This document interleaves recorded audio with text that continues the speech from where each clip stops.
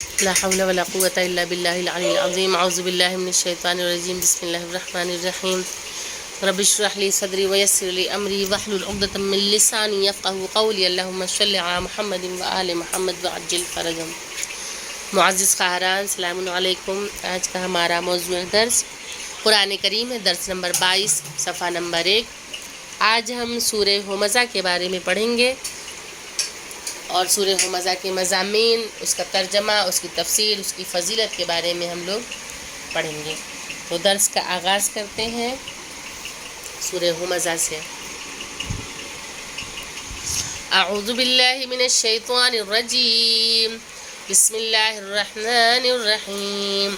Well لکل ہمزۃ لمزہ الذی جمع مالا وعددہ يحسب أن ماله أخلده كلا لينبذن في الحطمة وما أدراك ما الحطمة نار الله الموقدة التي تطلع على الأفئدة إنها عليهم مؤصدة في عمد ممددة.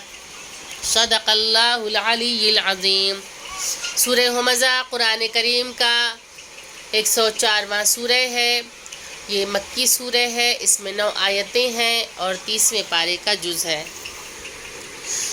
سورہ ہمزہ کے مضامین کی طرف اگر ہم دیکھیں تو یہ سورہ اخلاقی تعلیمات پر مبنی ہے اور جس میں سماج کی سب سے بڑی برائی کی طرف اشارہ کیا گیا ہے جس سے عالمی فساد پیدا ہوتا ہے، اور وہ ہے دوسروں کو طعنہ دینا اور طعنہ کسنا اور چغلی کرنا. سماج سے یہ دونوں فساد نکل جائے تو معاشرے میں خود اعتمادی پیدا ہو جائے اور سب آپس میں متحد ہو کے رہیں، بھائی بھائی کی طرح زندگی گزارنے لگیں. کیونکہ طعنہ زنی اور چغل خوری یہ سماج کی سب سے بڑی برائیاں ہیں اور انہی کی وجہ سے فسادات پیدا ہوتے ہیں. بھائی بھائی سے جدا ہو جاتا ہے، خاندان ٹوٹ جایا کرتے ہیں، رشتہ داریاں خراب ہو جاتی ہیں، دوستی خراب ہو جاتی ہے. تو ان سب چیزوں سے پروردگار عالم نے منع فرمایا ہے اور اس کی مذمت بھی قرآن مجید میں کی ہے اس سورہ کے ذریعے، اور بار بار اس طرف اشارہ بھی کیا ہے قرآن مجید میں. ایسے لوگوں کے بارے میں یہ سورہ بیان کر رہا ہے جو مال جمع کرنے میں لگے ہوئے ہیں. پھر وہ ان لوگوں کو جن کے ہاتھ مال سے خالی ہوتے ہیں ان کو حقارت کی نظر سے دیکھتے ہیں کہ اگر کوئی ان کے سامنے، یعنی کہ جو صاحب مال ہے، جو صاحب حیثیت ہے، ان کی بھی مذمت کی گئی ہے. کس قسم کے صاحب حیثیت؟ کہ وہ جو غریب لوگوں کو حقارت کی نظر سے دیکھتے ہیں، جن کے ہاتھ خالی ہیں، جن کے پاس کوئی اثاثہ نہیں، کوئی مال نہیں، انہیں وہ حقیر سمجھتے ہیں. تو ایسی نظر سے دیکھنے والوں کی بھی مذمت کی گئی ہے اور حقارت سے دیکھنے کے بعد ان کا مذاق اڑاتے ہیں، ان کی غربت کا بھی مذاق اڑاتے ہیں.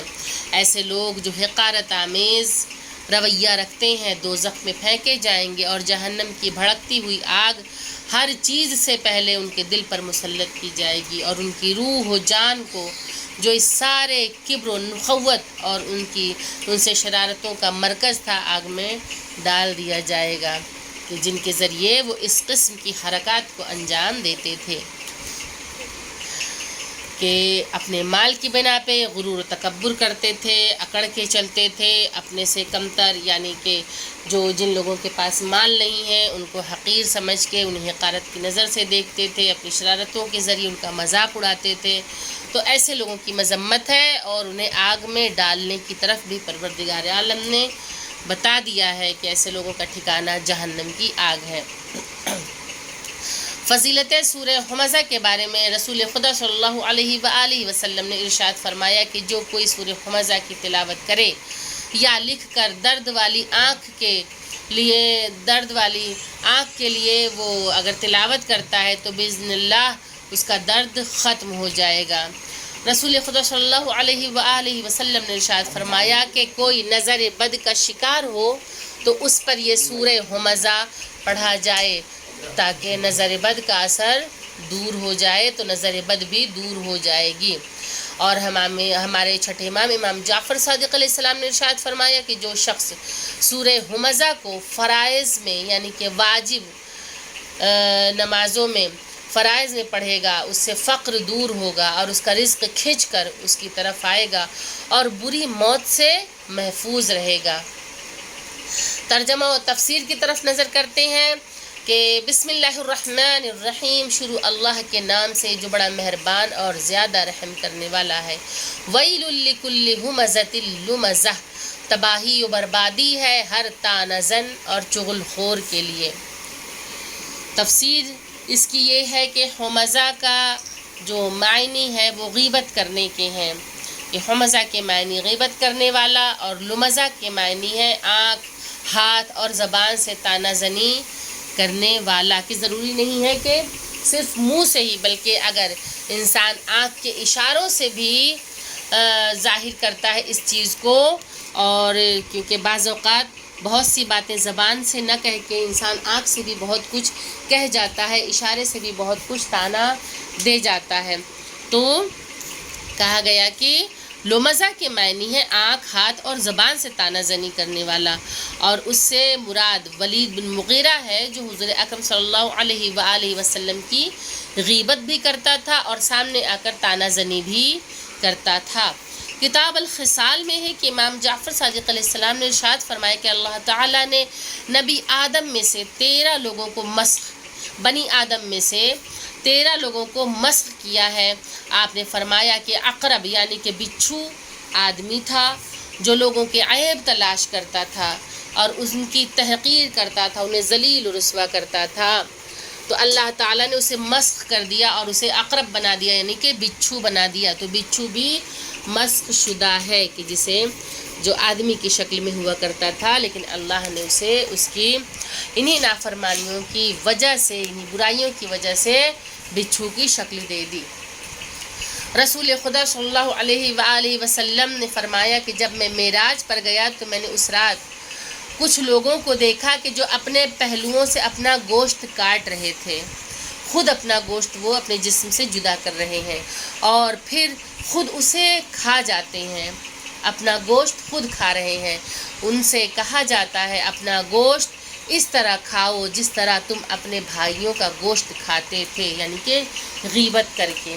اس وقت میں نے جبریل سے پوچھا یہ کیا ہے؟ انہوں نے کہا کہ یہ وہ لوگ ہیں جو آپ کی امت میں سے ہیں، جو لوگوں کے عیب تلاش کرتے رہتے تھے اور پھر لوگوں کا مذاق اڑاتے تھے، ان کی تحقیر کیا کرتے تھے۔ الذی جمع مالا وعددا، جس نے مال کو جمع کیا اور خوب اس کا حساب رکھا، کہ مال جمع کرنے والوں کی بھی مذمت کی گئی ہے کہ جو مال تو رکھتے ہیں، صاحب حیثیت تو ہیں، لیکن راہ خدا میں خرچ نہیں کرتے۔ یحسب ان مالہ اخلدا، اس کا خیال یہ تھا کہ یہ مال ہمیشہ باقی رہے گا۔ کلا لینبذن فی الحطمہ، ہرگز نہیں، اسے یقیناً حطمہ میں ڈال دیا جائے گا۔ وما ادراک ما الحطمہ، اور تم کیا جانو کہ حطمہ کیا ہے؟ نار اللہ الموقدہ، یہ اللہ کی بھڑکائی ہوئی آگ ہے۔ التی تطلع علی الافئدہ، جو دلوں تک چڑھ جائے گی۔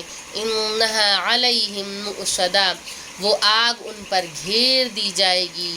فی عمد ممددہ، لمبے لمبے ستونوں کے ساتھ، یعنی کہ اس کی آگ کی لپٹیں اس طرح اٹھیں گی کہ جیسے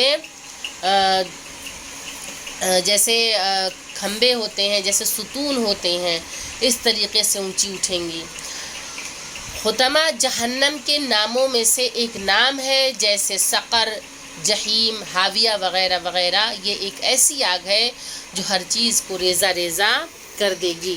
یہ رہا آج کا ہمارا درس، جس میں ہم نے سورہ ہمزہ کے بارے میں پڑھا، اس کے مضامین کے بارے میں، اس کی تفسیر کے بارے میں، اور آپ لوگوں سے سوال پوچھا جائے گا۔ آپ لوگ اس کے جواب لکھ کر واٹس ایپ یا ٹیلی گرام پہ سینڈ کریں گی، اور اس درس کی PDF آپ کو بھیجی جا چکی ہے۔ آپ لوگ اس کا آڈیو بنا کے ہمارے پاس بھیجیں۔ تو اب آپ لوگ سوال نوٹ کریں کہ سورہ ہمزہ میں کتنی آیتیں ہیں۔ سوال نمبر 2، ہمزہ کے سورہ ہمزہ کے مضامین کیا ہیں؟ سوال نمبر 3، فضیلت سورہ ہمزہ میں رسول خدا صلی اللہ علیہ وآلہ وسلم نے اس کی تلاوت کے بارے میں کیا ارشاد فرمایا؟ اس کے بعد فضیلت سورہ ہمزہ میں امام جعفر صادق علیہ السلام نے کیا ارشاد فرمایا؟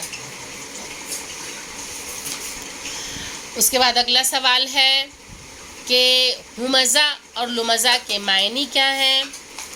اس کے علاوہ کتاب الخصال میں امام کے ذریعے کیا روایت ہے، اسے تحریر کریں۔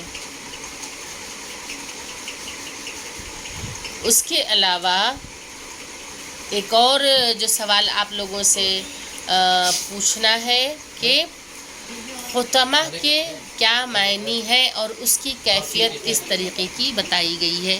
یہ رہے آپ کے لیے آج کے سوالات، آپ لوگ اس کے جوابات ڈھونڈیے اور اسے لکھ کر ہمیں بھیجیے انشاءاللہ۔ وآخر الدعوانا ان الحمدللہ رب العالمین، اللہم صلی علی محمد و آل محمد وعجل فرجہم۔ السلام علیکم۔